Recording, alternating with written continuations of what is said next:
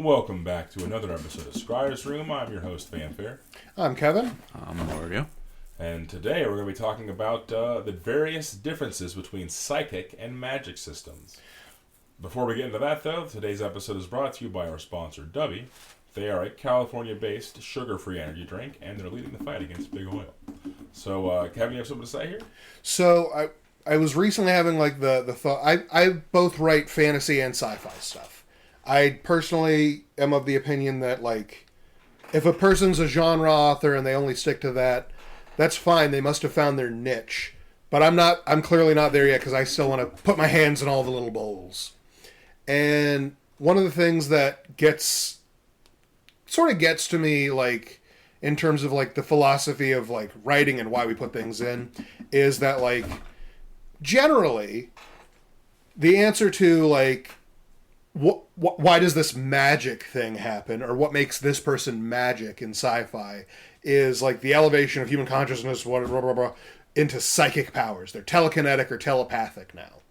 And you see it a lot in sci-fi movies and stuff. Did you see Lucy? No.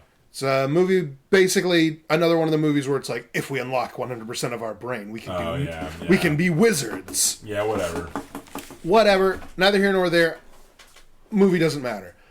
Psychic versus magic, I don't like them occupying the same space. They feel like different things to me. I agree.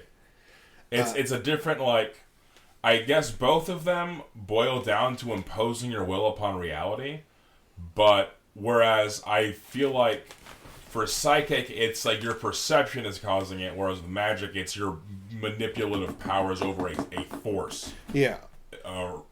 Empowers it. That's kind of how I would put it in loose terms. Magic feels like it has to be part of the universe, whereas psychic feels like it's that guy's a bad enough dude. Yeah, he's a bad enough dude to think that guy's on fire, so now he is. Yeah. But also usually bullshit an explanation of we've augmented the brain or something like that, and that enables psychic ability. Turns out we just needed a piece of copper in there with some silicon motherboards, and we're fully able to fly under our own power. Just had to jam that in the old fat cells. Or another species can do it because they've evolved to a higher state or something. One excellent anime that actually dabbles into this is Shinsekai Yori from the New World. From the New World did great. Yeah. That was hard to watch, though. It's also depressing. It's one of the saddest things I've ever seen, man. If you're wondering what that rattling sound is, that would be a rabbit who's having the time of his fucking life. He's attacking a buck box. wild. Yeah, he loves that shit. It's his box to eat. It's his box to consume. He'll do whatever he wants. His name is Amadeus. He's my son. He's a good boy. He is a good boy. He's never seen From the New World. It's too dark for him. Oh, man, dude. The Baka Nezumi, man. Yeah. They have a rough life. Yeah. They got a rough life, those monster rats. And then they lead the rebellion. From the New World, great anime. It's my understanding it's based off of a book. If you read Japanese, read it. Watch that anime. It's good. Highly recommend. But yeah, they have a lot of stuff with visualizations. So the spoilers.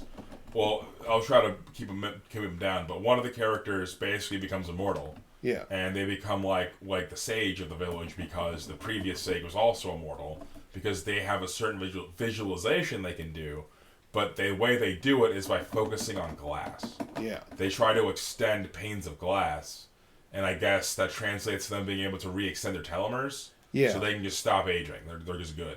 So I thought that was a cool way of describing psychic abilities, that you're basically visualizing one thing, and then by flexing that muscle a different way, you just make a phenomena happen that shouldn't be happening because you're imposing your will upon reality. Yeah. I actually kind of used a similar explanation for spell slots in Kael'din. So, as I'm trying to write my novel centered in my setting, I'm trying to narratively explain spell slots in D&D in, a book. And, that was a kind of a hard challenge, because spell slots, I think it's from that one Fire and Forget, what is it called? There's, a story everyone based it off of. That's where Spells Per Day comes from, was, some book that people liked. I can't remember its name. It's not Xanth, but it was something like that. It might have been Xanth. Xanth didn't work like that. It wasn't Xanth, okay. Yeah. Tales of Earthsea? I think it might have been Tales of Earthsea. They did True Word Magic, didn't they? Yeah. Okay. Yeah, I think you're right. And then I'm doubly wrong, man. I don't. Well, I mean, that just speaks to the breadth of like fucking fantasy. That's not like we don't know shit. Yeah, Well, I mean, we don't know shit, but like, yeah, there was a system they had where basically you had to memorize your spell, and then once you did it, you forgot it, so you had to go re-memorize it. It was Fire and Forget. And there's a few novels and stories settings that use this. Discworld. I guess Discworld, that's what it was. Yep. Rob told me. Rob told me the original one, and then he said Discworld took that too. Discworld has D&D magic. Or rather, how they work in D&D for wizards. Which is why wizards don't cast spells. It's too much work. Yeah, they don't want to go study again. So they have the threat of being able to turn you into a newt, but they're not going to do it because it's so much work. because then you have to learn how to turn a whole guy into a newt again. Yeah, that's just so annoying. Yeah, sounds really hard, frankly. Yeah, so to avoid that, I described it as you are having a debate with the weave, and you have to prepare arguments. And if you don't have those arguments prepared, you're basically trying to like convince reality. Come on, guy, fire's over there, and the reality is like, hey, I don't think fire's over there. But you're like, nah, guy, fire's definitely over there. I can prove it from the heat over there, and then you have like a little bit of finger magic. Yeah. And then there's a fireball. Boom, something explodes. But the way I have to explain spell slots is each time you do that, you're basically flexing an invisible muscle in your mind. Like, it's not a real thing that you're tweaking, but because it's not a physical thing, but it is real. Yeah, exactly. Thank you. It is not a physical thing. You can't point to it, but it's like a mental muscle that by having a debate with the weave, you are basically stretching and extending that muscle.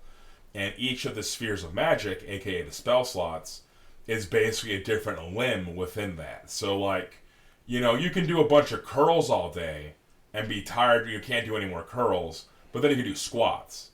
You know, those aren't the same muscle groups, so you can do that just fine. Yeah. That's how the different spell slots work in Kael'dan, is that basically level 1 spells are like you're wiggling your finger up a few times. I only wiggle my finger X amount of times, but it's pretty easy to do. And then it gets as bad as like I am deadlifting an entire elephant. I wish that gyms worked like that. Where you come in and they're like, all right, you've never worked out at our gym before. If you want to graduate to level 2, you're going to have to do 20 curls of this many pounds. And once you do that, you're able to move on to level 2, where you'll unlock leg day. It's fucking silly, yeah. But yeah, no, that was just one way I utilize the philosophy of you're imposing your will upon reality. But to do so is extremely exhausting mentally.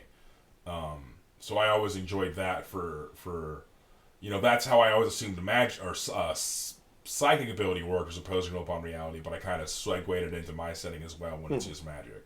But other than that, magic, but it still is interacting with the force, though. Right. Yeah, there's still a psychic isn't like trying to convince that pocket of space, whereas magic is trying to convince that pocket of space in your setting. Yes, exactly. You are talking to like basically the mana, the ether, the ether, and you're telling the ether, hey, this should be happening right now, and it's like, actually, I don't think that's how it's supposed to go. And you're like, actually, it is, and it's like, oh, okay, and then whatever thing you're trying to do happens. It's also, generally speaking, magic is like an external thing that you're taking. You take it in rather than you figure out, you use it. Whereas, like, not always, but a lot of the time, psychic power is just like once you have X amount of psychic power, like go crazy. Yeah, like, no limits. Until you get nosebleeds because the storyline isn't ready for you to do the thing you're doing. Yeah, but then eventually, you know, like you can like power up or whatever. Whereas like magic is like you have like a pool you have access to, and once it's used up, it's used up. Magic is like input, psychic is like output.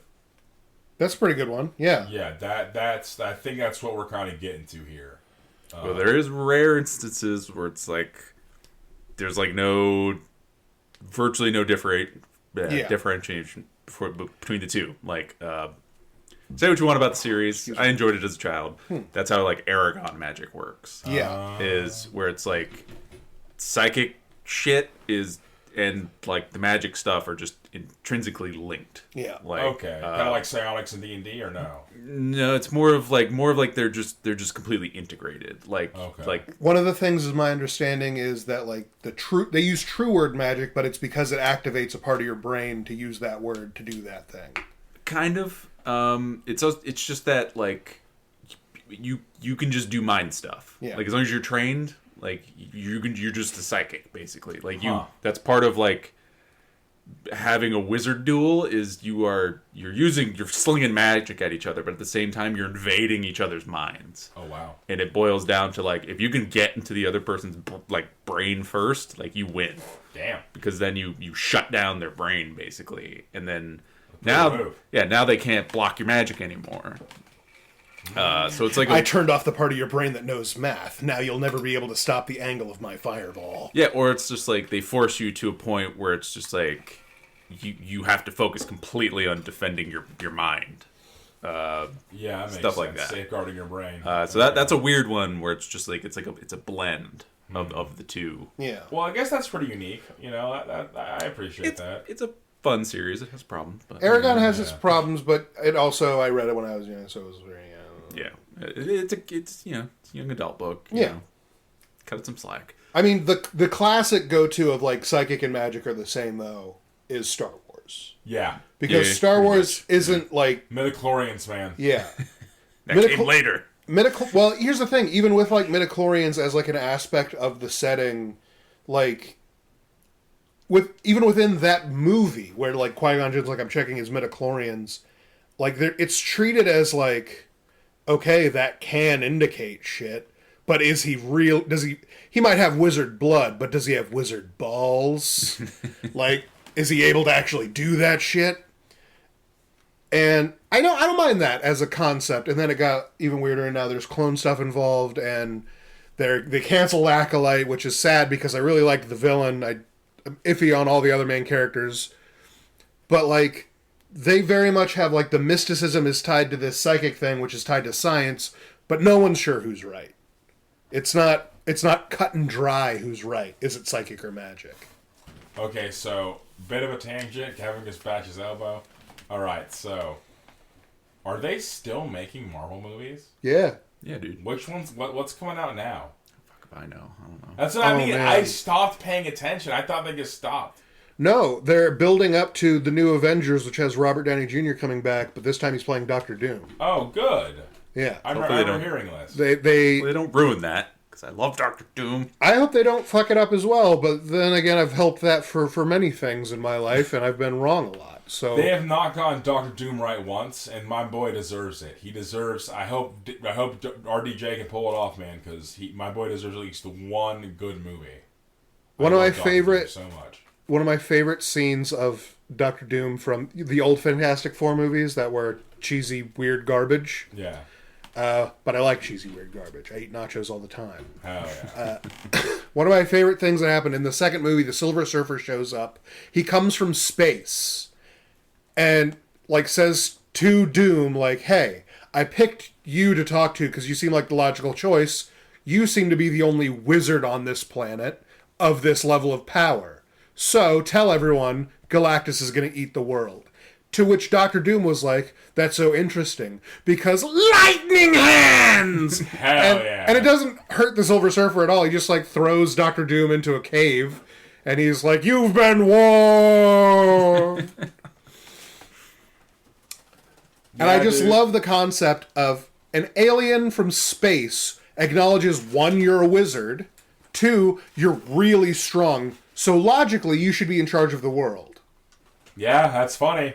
That's such a fucking ego boost. Yeah. And instead of getting any validation, he just tries to smite that motherfucker. That's so Doctor Doom. Yeah, he's like, "I don't need validation from you. I need validation that I'm better than Richards! Gah, lightning!" I love that. I love that so much. What a petty little fuck. Oh man. Back to psychic versus magic, though. Yeah, no, I don't know enough sci-fi settings to have a good, big enough like sample of various psychic systems. Mm-hmm. Like you typically know magic stuff. Dune. Dune is a psychic, yeah. You're more versed in Dune than anyone here. Want to drop that on us? It's less. It's not like it's psychic in the sense of that it's all about It affects their minds, but it's not prescience. Yeah. It's not telekinesis or anything that shit. But it's once you've done enough worm drug, you just see the future now. It works with regular drugs too. And that's where like that focus is. It's all about like being able to peer into the future and what do you do with that information. Like, Yeah. Well, it's a pretty good move to know what that guy's going to do so I can do something to stop it or to counter it or encourage it. or you see 10,000 years into the future and you become super depressed and you decide, no, I'm not going to do that. And that's Paul Atreides. Yeah. Damn. And then your son has to become Worm Hitler Jesus. He done did it. He done did Because it. he sees it too and he's going to take Leto the the golden path. God I damn. imagine him just building his Iron Man suit out of baby like sandworms, just thinking like, man, this didn't have to be me. Yeah. Fuck. They have a talk immediately afterwards. He finds Paul and he's just like, "What's up, Dad? And he's like, I'm Did you sorry. see this?" Like, I'm sorry, son. And he's like, I know you're sorry. I unlocked all your memories because I'm also the chosen one. yeah, and he's just like, "See this? I had the balls to do what you didn't, Yeah. old man." Now get out of my way. I'm slithering here. Not yet. He still has legs at that point. I love how Billy and Mandy has an episode where Mandy... yeah. They just have a Dune episode, and I love went it. right over my head, man. I had no idea it was The Dune. cinnamon mines. The polar opposite of cinnamon is frogs. Of course. What does that even mean? And Billy is just Duncan, Idaho. Like, Yeah. it fucking killed me, dude. So one of the new memes going around, well, I guess it's already old by the time this comes out, is the factory worker. And it's just like blue triangles coming out of the machine, and then like a red circle comes out. And the response from the factory worker is always, guess we making circles now. Not like checking it out, seeing if it's broken, just guess we're making circles now. God bless. And one of the best versions of that was the axolotl tanks, and it's just Jason Momoa's coming out of the machine. It's like, guess we making Duncan Idahos now. That's fucking great. Yeah, man. Honestly, I think one that, even though it's basically magic, they say it's not. It's fucking 40K. Like, Yeah, no, yeah. So that's where this was all really heading to, where I was going to say, like, you can, the clearest, like, magic is just psychic delineation is in Warhammer, because in Warhammer they have the fantasy setting, Warhammer Fantasy Battles and whatnot, Yeah. which they have magic, and then they have Warhammer 40,000, which has psychers that just do magic. yeah, but they basically say it's not, and then like the magic is when you do sorcery, which is Yup. when you're I making was gonna bring pacts that up. with demons and shit. But That's the unifying factor of both of them is but sorcery. then you use the sorcery to do the same shit a psyker could do. So it's like it might as well just be the same. It's just you just had to make a bargain with an evil, any variety of horrible demon. Yeah. Crazy half man, half woman, half bird. I subscribe to the theory that Age of Sigmar takes place in the warp, and that the mortal realms are just stable pockets of real space within the warp, basically ushered in by the end of the old world, and that's why they can do magic there without any consequences of perils of the warp. I mean, they have There's no perils of the warp, we're already in the warp. yeah, basically that's how it used to work. I think they added a magical backlash in the last few editions just as a balancing factor for wizards. If you roll like 2 1s when you're trying to cast, you get fucked. Some like wild magic shit. Yeah, well, because it used to be really, really funny when you miscast. I remember my most fond memory. I'm going to go over, like, this is, I think, is Warhammer Fantasy Battles 7th and 8th edition. So basically, you would roll a number of dice to cast a spell based on your wizard level and how many dice are in your power pool, right? So you could have one wizard who's strong and have a whole bunch of dice for just them to use, or you could have several wizards, but then your pool is stretched pretty thin. But your spells are randomly generated, so you didn't know what you were going to get, so sometimes you want to take 2 of the same wizard in hopes you get the spells that you wanted. Right. Alright, so when you rolled those dice, if you got doubles, double 1s or double 6s, you got Perils of the Warp, or magical backlash. You miscast. You fucked up. Your character tried to do a spell, and they sneezed or something, and now horrible eldritch phenomena is happening because they didn't do the ones with magic right now, did they? And so it starts off something as like, if you roll like you roll 2d6 on the table, and I think if you get something high, then like okay, you're fine, you're better off. But if you get super low, terrible things happen. So one is like your wizard explodes, but they're fine, but everyone around them takes like a strength 10 hit and basically gets turned to blood salsa. Jesus. I've seen a Bretonnian damsel surrounded by questing knights, like 9 questing knights in like or 8 questing knights in a 9x3 formation, or 3x3 formation. Right, doing the meme. Yeah. So she cast a spell and then got that and the little killed blonde woman surrounded by black guy. Yeah, the pirate parry meme. But yeah, she explodes and kills every single knight, and so she's just standing there alone, and that's like a 300, 400 point unit. So man, he lost instantly by her miscasting. But my favorite response, or my favorite outcome, and I'm not sure if it's review. I think it's if you roll double ones. It might be if you roll a double 12, a 12, or if you roll a 2 or a 12. I forget which one it is, but it describes that a clawed hand rips its way through reality and drags the caster kicking and screaming into the warp. That's it. They're dead. Fly of Torment opens. You're done. Yeah, you just get ripped into the Fly of Torment real quick. And we only ever saw it once. I believe it was a Dark Elf Sorceress Sean was playing. And yeah, he got the fucking boxcars, and a furry clawed hand came kicking and screaming. Ow! Ah! Yeah, what a great concept. Very fucking fun. But yeah, I guess in Aegis Sigmar that doesn't happen no more because you're in the warp. That's my theory. This has not been proven. Feel free to roast me, listeners, but that's what I subscribe to. Aegis Sigmar takes place in the warp because the world that was exploded. Yeah. I mean, so one of the things that this just reminded me of, so I saw the movie Event Horizon as an adult. Oh, I haven't seen that as an adult yet. I have not seen it as an adult. I remember it being scary from being a little monster. And I didn't realize how much that movie is just Eddie Murphy's Haunted Mansion. No way. It's pretty cheesy. It's just a cheesy horror mansion movie, but starring the guy from Jurassic Park as the villain instead of like a spooky ghost. That's hilarious. It's just a Haunted Mansion movie where the ship is alive. It's Monster House. It's Monster House. Oh man, it's Monster House. Okay. Huh.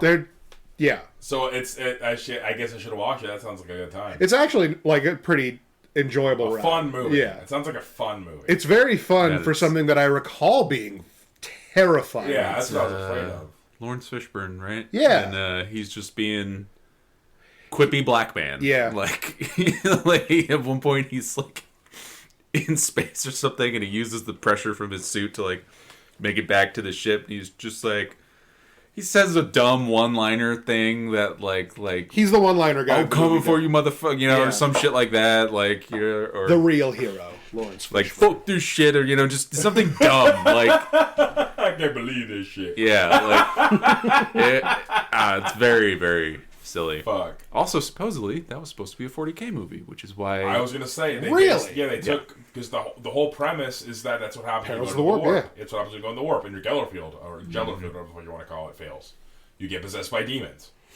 But yeah, that's why I brought it up because it sounded like a 40K thing. And I guess the guy who made the Starship Troopers movie originally wanted to make a 40K movie about Tyranids.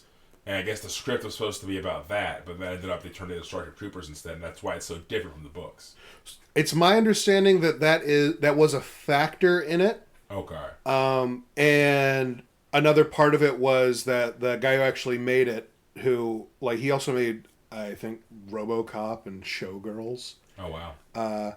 And like he what he did was he read this book, which is, I mean, it's not just pro-fascism, but it's pretty pro-fascism. And he just read it. It was like, this is hilarious. And they're like, it's not a satire like that. It's a satire, but it's not that satire. And he's like, oh, well, it should be. So that all that, would you like to know more? I'm doing my part. Like all those little bits in the movie are just him just having fun with it being like, no, it should be as silly as it really is. That's hilarious. I didn't know that. Yeah, I should do some more research into that because I've heard a lot of like mythos and like theories around Starship Troopers and then the movies. And the IP is like back now. They made an RTS about the Starship Trooper movies. Yeah, I mean there's Starship Troopers 1. There's Helldivers. Helldivers helped a lot. Oh yeah, Helldivers is. Which I haven't played much Helldivers, but the humor, spot on. Oh yeah. Super Earth, and fucking God, like every time you complete a mission, it's like another win for democracy. I love that. That's so good. That got me. Of all of the, I don't much care for the game, like playing by myself or anything. It's fun with friends, but Right. that was the aspect I enjoyed the most. Which, by the way, everyone has each person. You make your own flagship. You get to pick its name. And I maintain I had the best name, and I'm the harbinger of family values. Oh hell yeah! Teach those bugs. Welcome to nuclear families, bugs. Yeah. And then you just hit the button that drops nukes. Fight for Super Earth. So fucking stupid. Welcome to nuclear families, and you drop a nuke on them. That's such a stupid one-liner. No. Yep, that's the kind of stuff that I'm bringing to the table. I love that though. That's good. You can make some really great names on that, Oh, fuck, because you just dude. pick from like a bunch of different words, and it's Right. They don't give you total freedom, otherwise we end up with the kawaii desu and I immediately locked onto family values. Where it's just like Family what else we got here? Like So fucking good. that's all there really is. I haven't played Helldivers, but it sounds like a fun ride. it's fine. It's a good. If you got a big group of buds and you got time Yeah, to kill. that's definitely a game with the boys exclusively. It's my understanding that like part of it was like depending on how everyone in like who's playing the game does, like it actually changes the tides of battles and shit. Mm-hmm. Yeah, no, it's like a giant like super map, and Right. then it's like based off of like how many players have succeeded this planet's, and then it like raises like a meter of like you've liberated planet whatever, like another win for democracy, or if you don't complete it, like, As you're slaughtering the indigenous species. yeah, That's or so like if you good. don't complete it in like X amount of time, like X days or whatever, then like the planet gets overrun. I think one of the things in the lore also is that every single enemy is like we have to face a new enemy. Those slaves that escaped. Oh, And man. now we have to face a new enemy. Those slaves that escaped. So it's basically Tyranids, and then there's like the fucking Terminator Necron bots. Those are the two like enemy types. yeah.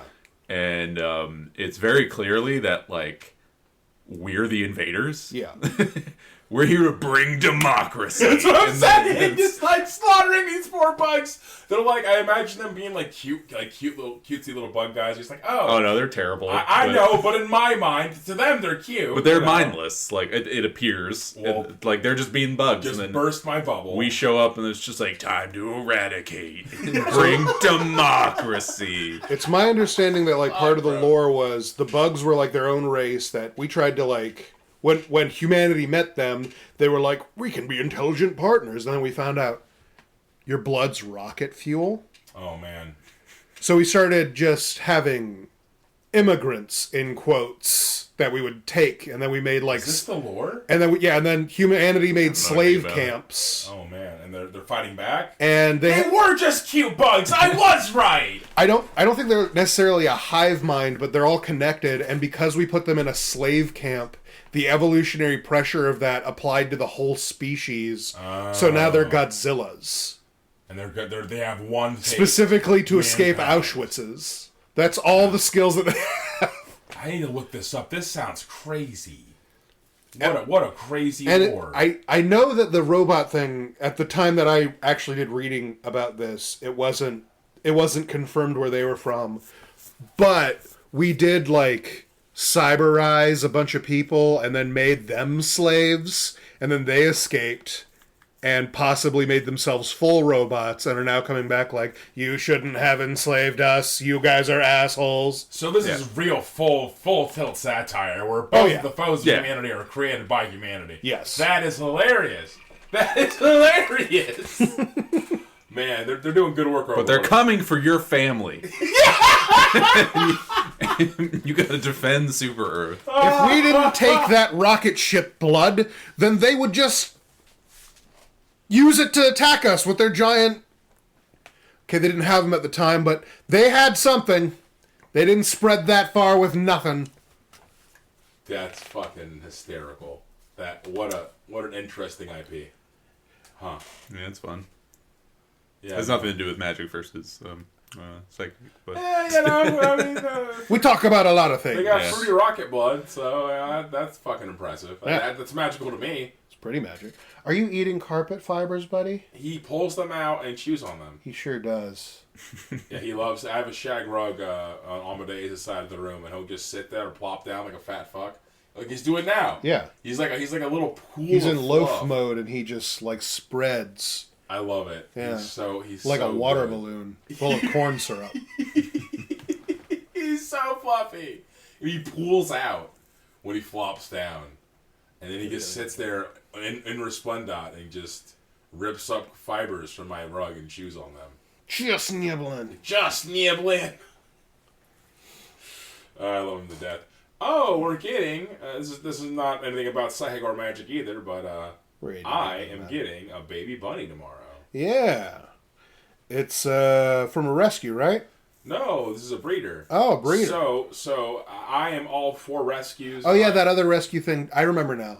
Yeah, I'm all for rescues, and I tried to go to adoption, and there were some problems, so I just kind of washed my hands of it.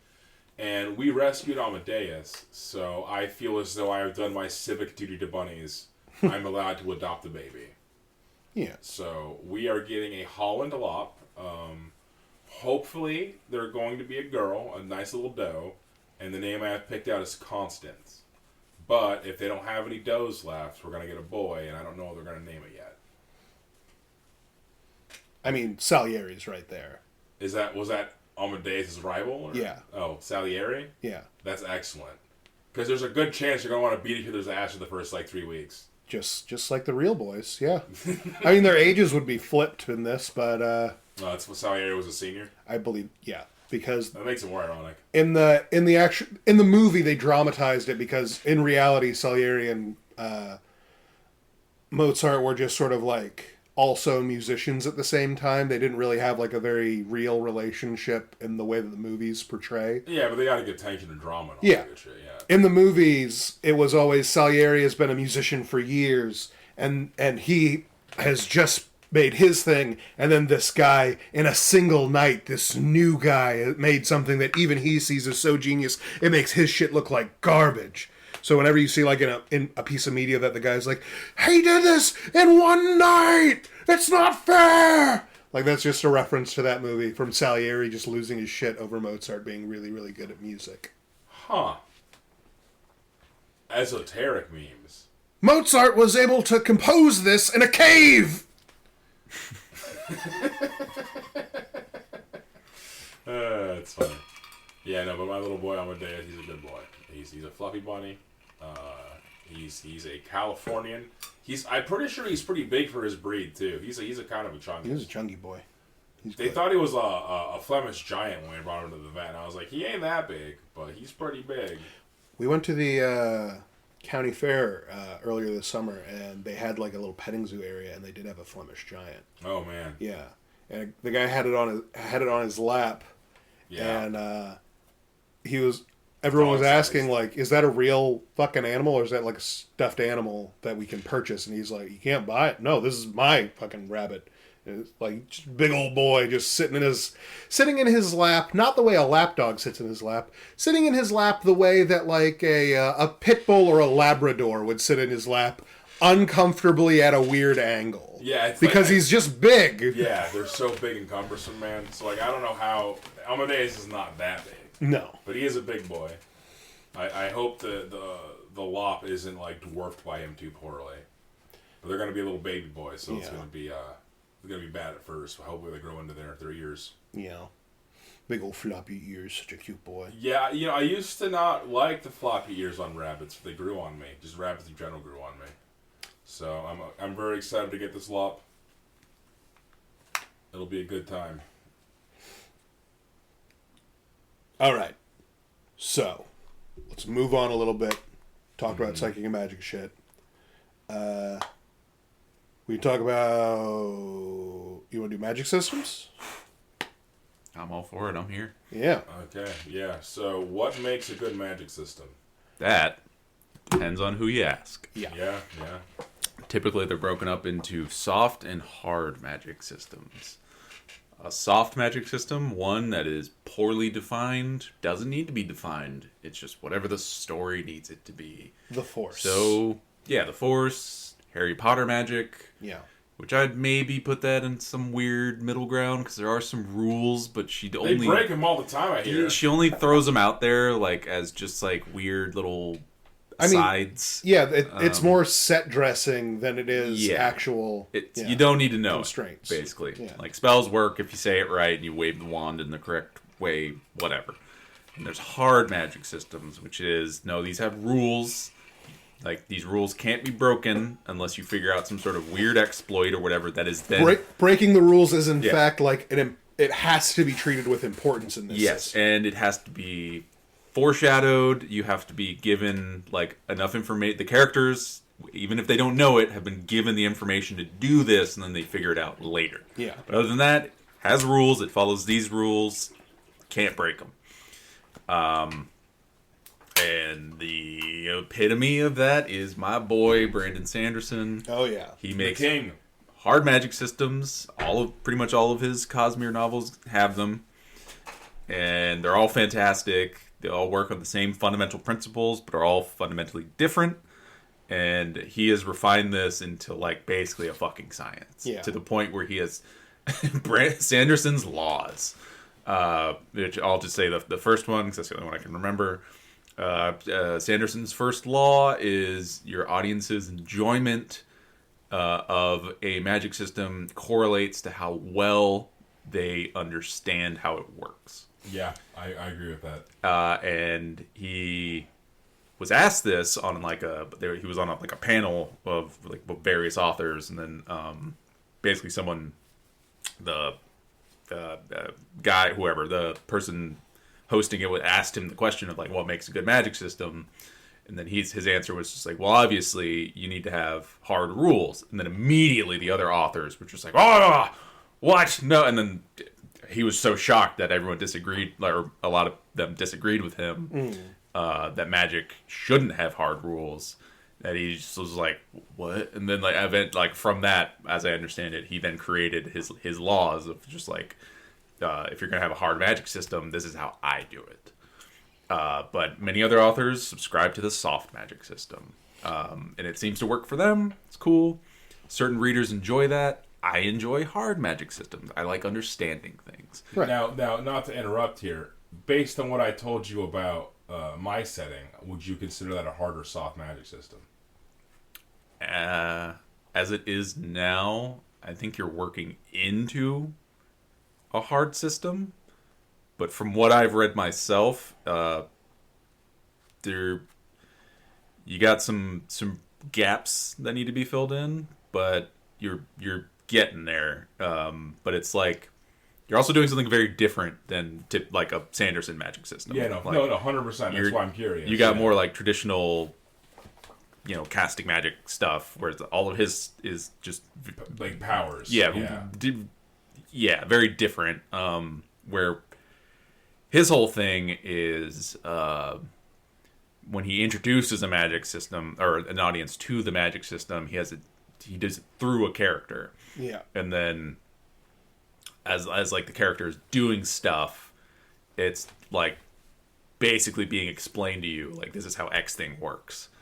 Like, that's how the opening of the Stormlight Archive is, where a dude is using these powers, and then, like, he's going beat by beat of, like, what's happening. Where he's using in this, it's called a surge, which is basically just a branch of, like, power, and the one he's using is gravitation, where he is the ability is you change how gravity works for something. So it's called a lashing.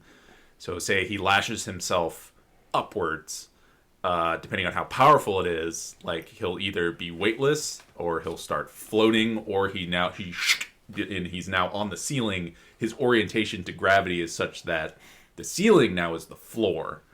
Like, and so everything to him is now inverted. Yeah. Everyone else is upside down.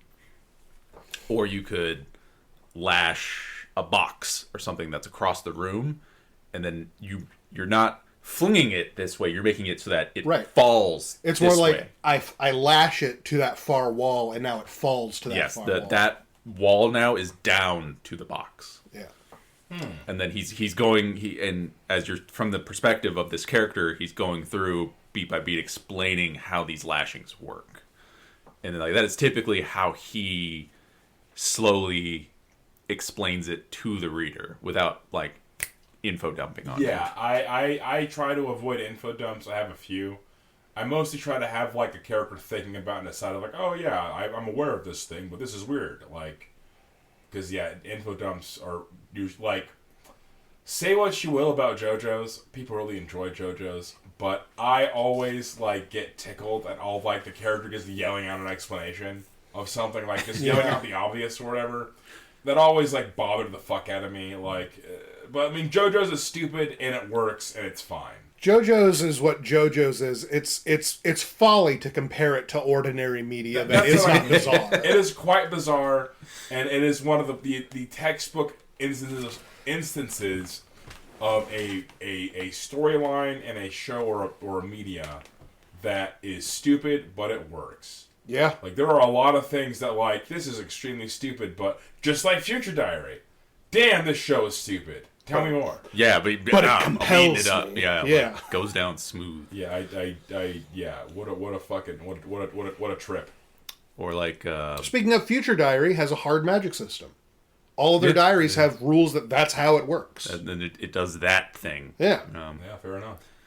The best one probably for how he slowly explains everything is Mistborn, where a character she becomes the protagonist, but at first she's a protagonist. Is she gets taken under the wing of another protagonist who knows how to do all the stuff, and he's slowly teaching her. And so as she learns it, so do you. And fun.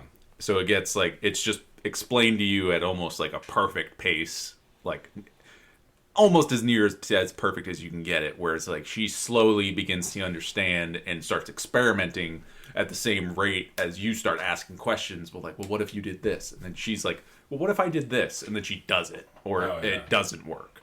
And then so it slowly teaches you as the guy is teaching her. That's fun. That's a good way to do expositions. I think that's good. So that actually really helps me. The whole reason that I brought up psychic versus magic and magic systems in this episode is because I have a thing that I'd like to try to start working on. And it's something that I've wanted to do for a long time. Basically, as I was growing up, until very recently, I didn't spend money on myself, basically ever. If I got anything new, it was a gift, generally. And I'm sure I have a whole psychological fucking box to unpack with that. But one thing that it really did make me, like, really appreciate and, think much higher of as, like, a thing is when people actually release content just for free. Just put it out there. Give it away. Webcomics do this. I loved webcomics when I was young. A lot of podcasts operate under that. We do that. It's silly, but we do it. But I was thinking that I really wanted to work on like an actual written project that I could release for free in a serial format online. And I was debating whether or not to use the sci-fi story that I was working on, Biomechanica, as part of this, or to use one of the fantasy stories I was working on for this. And frankly, I'm at a loss. I don't know which one to pick. I could do both, but then I wouldn't do either one very well.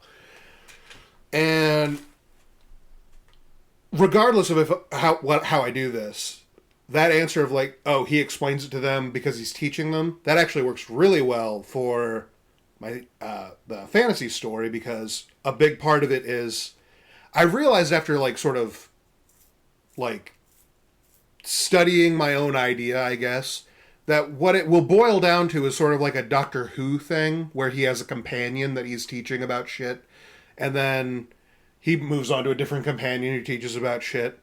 And then at the end, because the reason that he's gathering them is because he's building like a fucking Avengers to fight the end of the world.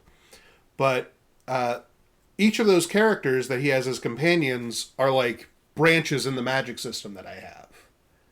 I feel like that would be a very good way to like be able to introduce each part of it. I think that would work very well, at least. Mm-hmm. Yeah. It's a good methodology for sure. Like because it's nice because you have the experience of bonding with the characters and character development while also teaching the audience about what they're supposed to know. Yeah. As the character is also learning it, so it seems fresh and like, it put yourself in their shoes. Yeah. It's always good when you can put yourself in the character's shoes. And I'm sorry, Colin. You're good. And I was just going to say then he has a different approach in the Stormlight Archive where he gives you that first crash course with that initial perspective. But context from that chapter is that the things this guy is doing is like mythological. Like you can't, people don't think you could do this shit anymore. Right. It's been thousands of years since we've seen or even have tales of people being able to use these powers, and so the people he's attacking people. Right. He's an assassin. He's there to kill the king. Right. And as he's attacking guards, they're all just like, what is happening? Like they're losing their minds over just like this being like out of like their religion has just suddenly come to life and is killing them. This guy's who actually is doing David Blaine moves. Yeah, and it's like he's running along the walls as if he's a goddamn like magician or something, or like just like a monster. Actual ninja, like from Crouching Tiger, Hidden Dragon. This motherfucker is using wire fu, and everyone's like, "But there's no wires!" Ah! As he kills them, and then he's like tagging dudes, and then they're suddenly being flung into other dudes, or he's sticking them to the wall, and they're just like, "Ah!" I just realized that this guy's power is he's Hisoka from Hunter x Hunter. Oh man, kind of, yeah, a little bit, yeah. Bungee gum. That's what it was. And importantly is he's not doing it in the way that is normally done when there's a special reason for that. But you don't find that out until later. And then the method which he then teaches you about the system is that it's rediscovery. So that the reason people were able to do this thing is starting to happen again. And then slowly these characters that it's happening to, who don't understand what's happening to them, are slowly teaching themselves how to use the powers by just experimentation and then trying to figure it out. Like, and then it's a very, very slow build up, and then to the point where like one of the main characters eventually has a conflict with that first guy who has a lot of experience doing this shit, but his version of it is unnatural, or at least he shouldn't be able to be doing these things. And then he comes in contact with the character who got this through the natural means, and then that's part of their conflict, is that technically he's the more experienced one, the assassin, but the other guy, it's natural for him. Right. So he is just gifted. Like essentially, he's a prodigy of the powers. This Talent guy versus hard work. Yeah, worked for it for years, and then like that's part of their clash. Is that. That juxtaposition. Yeah. That's classic theme, anti-theme. Yeah, and so that's interesting when you get up, because I'm using a similar element in Kael'dan about wizards versus sorcerers. So, like in Dungeons and Dragons, sorcerers are charisma-based casters, where basically if your dick is big, you're good at magic. Yeah. I mean, I know it's supposed to be strength of personality and strength of will. I get that, but I do like to think it's funny. Like charisma is also the attraction stat. Also, you're just born with the spark of magic. Yeah, like, precisely. Usually from like, my ancestor fucked a dragon, or something like that. Yeah. Precisely, and so I love that it's always the presumption that my ancestor fucked a dragon, and now my ancestor was fucked by a dragon. One of them is a lot easier. Yeah, fair enough. But was the dragon red or was the dragon gold? Exactly. Yeah. It makes a big difference in the police report. Trust me. Oh man, brutal. But yeah, so, and I always had wizardry as being more like it's intellect based. So to me, I always had it that like wizardry is like calculus. You have to be able to like, when you're doing fireball, it's because you have to like understand that like the certain temperatures or like the trajectory of the fireball, like, you have to like do the Pythagorean theorem to lob that shit and make sure you like, do a whole bunch of complicated shit in your brain. Whereas charisma-based casters, they just have a feel for it. It just makes sense to them. So kind of going to what you were saying about like, experience versus talent, that's the same juxtaposition I have in Kael'dan about sorcerers versus wizards, and why they kind of like have beef with each other. Is wizards kind of put themselves on this pedestal of like, oh, we're smart motherfuckers and hard workers, and that's what we can bend reality to our will. Whereas your daddy was a dragon. Fuck you, rich kid. And they both spit on. I had to study Mordecai's the law of thermodynamic manipulation, and then the wizard's just like, yeah, or the sorcerer's just, yeah, whatever, fireball, ha! Like I Check out this freestyle fireball. Yeah, dude. It Ow! Fuck! Did he bite you? Yeah. You little shit. Did he draw blood? No. Amadeus. Did you not give him attention? I guess. Damn. Oh man, Hey, my buddy. little terrorist. I'm sorry. So he bit angry. It's all you. He right. craves blood now. Well, rabbit terrorists aside, thing you brought up with the whole debating the weave thing, that's actually basically how another surge works. Soul casting, which is basically transmutation. Mm-hmm. But the way you do it is you interact with the cognitive aspect of an object, and you have to convince it to become something else. Huh. So there's like one of the first times a character tries to use this, she's one of the ones who's trying to discover her powers and how they work. She's stranded. She's like in a cold, very very cold place. Doesn't have she's like, I need to make a fire. Mm-hmm. And so she gets some sticks, and then she gets one of the sticks and then interacts with it. Its cognitive aspect, its stickness basically, and it's just like, hey, why don't you become fire? And it's just, I'm a stick. It just keeps saying, I'm a stick.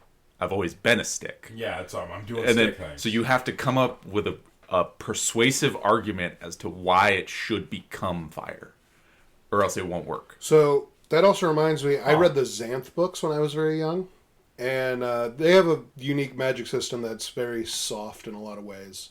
But the basis of it is you're born and you have a talent. They call it your talent. Mm-hmm. And you have a thing you can do. Don't you bite me. Generally, they're pretty useless. Like spot on the wall magic. Yeah, exactly. But one of the characters who becomes like the most powerful king in all the lands, genuinely the most powerful wizard to ever exist, his power was the ability of persuasion. He could persuade anyone or anything to do anyone or anything to do blah, blah, blah, blah. So he could talk to a guy and be like, you actually want to go over there. And the guy would want to go over there. But he could also talk to a stick and be like, you want to be on fire. And then it would be on fire. Power of persuasion is the power of persuasion is crazy broken because it could be like, you could literally just say, like somebody's like, I'm going to kill you. I think I win this fight. And then you do. I love that. That's so fucking cool. Oh, Bubba went back into his cage. He's in exile. You know, I bet he was trying to pull my leg hairs. That's probably... Yeah, probably. Xanth, that's a weird one. I wouldn't know what to classify that one as. Xanth is so fucking weird. Like, on the one hand... Xanth is the One Piece of fantasy novels. Yeah, it's pretty soft, but then on the other hand, like, each spell does a thing. Yeah. And it does that thing. Yes. So yeah, that's a weird one. I wouldn't know where to put that one. I don't remember Xanth, so I couldn't comment. I mean... It's hard to describe, honestly. It's very zany. Almost... Rob bought it for me. I should read it. It's a lot of fun. My dad read me those books when I was but a little youngling, and that was formative for me because that man, he's like a weird old hippie man who loves puns, and he decided to, what if the world was puns? So, like, one of the things that happens is, one of the ways that people get lost in the forest, because, like, we're wizards. How do we get lost in a forest? Oh, there are one-way roads. You know, like on the streets, like driving? Yeah. How it's only one way? Well, what if you genuinely couldn't turn back? That you can only go down that way. Oh, man. Those just exist naturally in the wild. Oh, shit. Just one-way paths. And now you're just you step onto it, you're locked in. You cannot step off of it. You have to go to the end of that path and then try to find your way back. That sucks. Yeah. What causes these? Magic. It's just magic. Oh, yeah. Man. There's a sleeping god under the country that Spoilers. just emanates magic. and that's why everybody has talents and stuff. And it's like a parallel universe to Earth because you can also go through that. New Jersey, right? Florida. It's Florida. That's what it was. The Florida Everglades. Why did I think New Jersey? Yeah, it's funny. Florida. Because Any resemblance, totally coincidental. Because New Jersey is what Game of Thrones is. Ah. Yeah. Yeah, and it's there's a big old wall, and if you go to the wall, that's Mundania. Yeah. Which is just Which is Florida. just the Earth. Yeah, That's Earth. hilarious. But also, if you go around that wall, you're not in Mundania. There's a whole world still. But if you go over that wall, you're in Mundania. Weird. Yeah. It's all very conceptual like that, and I really love that. That's fun. Yeah, concept powers and magic systems are always interesting. So, my lovely listeners, Kevin mentioned Biomechanica, and that is a sci-fi setting that we're both working on. And we both have various fiction in it. He has his side of things, I have my side of things. They take place in different ends of, like, different galaxies, so they don't really intersect. But it's the same universe, same laws apply, that kind of thing. Yeah, we're trying to make sure that the same laws and principles apply to both works. And one of the things Kevin came up with that I fucking adore are concept weapons and concept, like, technologies in general. Yeah. Where basically, like, this thing interacts with this concept on like a cosmic level to where it just asserts that above everything else. Like in order of operations, it's always applied first. Yeah. So like a concept item with the concept of cutting can cut literally anything. Yeah. It could cut words. It could cut time. It could cut whatever you want to cut with it. As long as you are able to figure out how to do that, you can totally just do that. Yeah, you can cut through a spaceship exactly as easy as you could cut somebody off mid-sentence.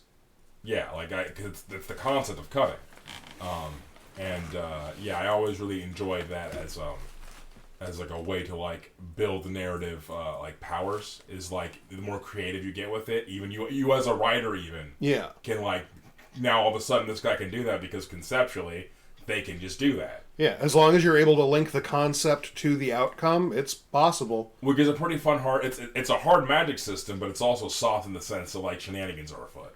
It's also why you guys need to read Terry Pratchett. Yeah, he has concept stuff. Yeah, well, because that's many books involve the outside concepts leak into the disc world. Yeah, and then this has very strange effects. Which, like one of them has Las Vegas as a concept infect it. Yeah, or that's hilarious. The supermarket, Walmart. Yeah. Oh, and man. The concept of Walmart starts to invade Ankh-Morpork, and it starts taking over the people because like shopping carts just start appearing all over the city, and people are like, wow, I don't know what the hell this is, but it's really convenient. That's like, awesome. And then the savings. Yeah, the actual building itself, and it's the South Park episode of Walmart where it starts to grow basically, and people start going there because everything's just in one spot. That is just fucking convenient, and it's so cheap. Like, That's so stupid. I love that. But it's an invading force that's like taking over the city, and they have to fight back. And then it's like it tries to fight back too. It's exactly the South Park episode. That's fucking excellent. And this is like what, like 20, 30 years before? Oh yeah. Yeah. Well, not quite that old, but yeah, like Terry Pratchett definitely like got decade there or so. first. Yeah. That's fucking. Or another one is the concept of Hollywood. Invading. And then people don't know why, but they have a sudden urge to just go to the theater into this weird spot over like edge of California, basically. Yeah. Like they decide to go there, and then they're just building like a shanty town, and they're recording. I don't know what's possessing me to do this with magical cameras, what they call movers. And oh man, not movers. Yeah, and then don't you know? There's just some dude and some chick, and it's for whatever reason when they're put in front of that camera, they transform. Now they're a leading man and woman, and like it's really great. And then they have to like basically fight back against the concept of Hollywood, which is in this like tomb with this weird golden statue of a man. Oh my god! Oh, the Oscar, and it's an Oscar. That's fucking good. And a lot of this is being told to them. The Academy has decided that we will take over. And a lot of this is explained to them by these certain woodland critters have just suddenly gained sapience. and can talk now. Oh no. That is unironically a better origin for Zootopia than Disney gave us. Yeah, 100%. Yeah, which Hollywood invading another dimension is a way better backstory. Yeah, which is one of the first times we meet Gaspard the Wonder Dog, who's one of the best characters. He's a little terrier, mongrel dog, and he fucking hates that he can think now. Yeah, and it was so much easier being a dog. Oh yeah, easy man, 100%. And he had no thoughts. So yeah, it's a little bit different than your guys' thing, but just no, that's still great. Yeah, but it, just as that's related. It's inspiration. Fun, thought experiment too, to kind of see how he handles it versus how we want to handle it. That's fucking excellent, man. Because okay, so one concept weapon that I'll be introducing into my setting is or my side of the setting is one of them is the concept of piercing. So it's like a gladius that it can pierce anything. And eventually, the user gets so good at it, if he points it at someone, he can pierce through their lies. And so he just knows if you're telling the truth or not. So I thought, that's a fun way of using that. And there's probably a whole bunch of other interesting concepts of piercing blue eyes, piercing all these things, piercing through. Yeah, so very, very fun stuff there. But with that, we're going to end tonight's episode. Thank you so much for listening. And do you guys have anything else going on? Only thing that I'm thinking about doing is the unknown project that I intend to release for free. Fun. Yeah. I'm looking forward to that, man. I love your literature. Thank you. It's not very good, but I appreciate it. I'm playing Sekiro, and I'm finishing up my second go-around through the Stormlight Archive, which is great, because once isn't enough. They're too fucking big. You gotta... I forgot a lot of stuff. So it's fucking ridiculous. I drove to Boston not last week, the week before, and I was supposed to listen to Mistborn on audiobook, and I didn't. Perfect opportunity. It would have been a perfect opportunity, but what occurred in Boston sort of riled me up, and I was in a bad mood. For the 48 hours following this trip, I was just in the worst mood. No, nothing could go right. Nobody was okay. Inconsolably, just not even inconsolably sad or even angry. Just salty. Just a little bit pissed all the time. Fully brined like a pickle. Yeah. All right. Well, with that, have a good night. Have a good night, everybody. Good night.